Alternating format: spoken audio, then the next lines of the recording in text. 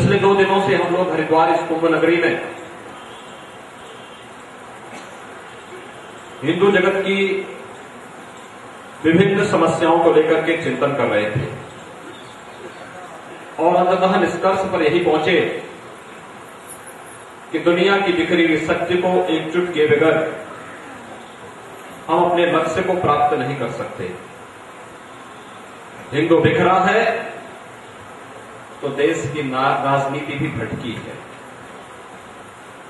हिंदू अगर एकजुट होता, पंथ और संप्रदायों की उपासना विधियों के आपसी मतभेदों में न पड़ करके आपसी अहम को त्याग करके अपनी लड़ाई एकजुटता के साथ लड़ा होता तो संभवतः अपने ही देश में 2ym दर्जे का नागरिक रहने के लिए मजबूर नहीं होता, चाहे वह भारत हो और चाहे नेपाल। दोनों के अंदर एक जैसी स्थितियां हैं, एक जैसी परिस्थितियां हैं। और जब मैं कभी चिंतन करता हूं कि भारत के अंदर 8 लाख संत हैं, भारत के अंदर मात्र 626 जनपद हैं और इन 626 जनपदों में 8 लाख संतों के द्वारा अगर अभियान चलाया गया होता तो क्या कश्मीर से हिंदू विस्थापित हो पाता? क्या इस देश का पूर्वोत्तर का भारत ईसाई मय हुआ होता? क्या 626 जनपदों में 223 जनपद नक्सलवाद और माओवाद की चपेट में आते?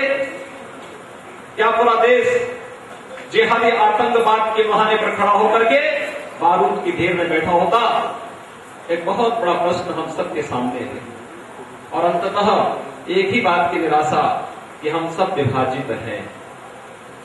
जो कुछ भारत में हुआ उसी की पुनरावृत्ति आज नेपाल में हो रही है, क्योंकि बड़ा कैसा करेगा वैसे तो छोटा अनुकरण करेगा। आज पूरा तिब्बत पूरी तरीके से चीन निगल चुका है और वही आज नेपाल के साथ हो रहा है।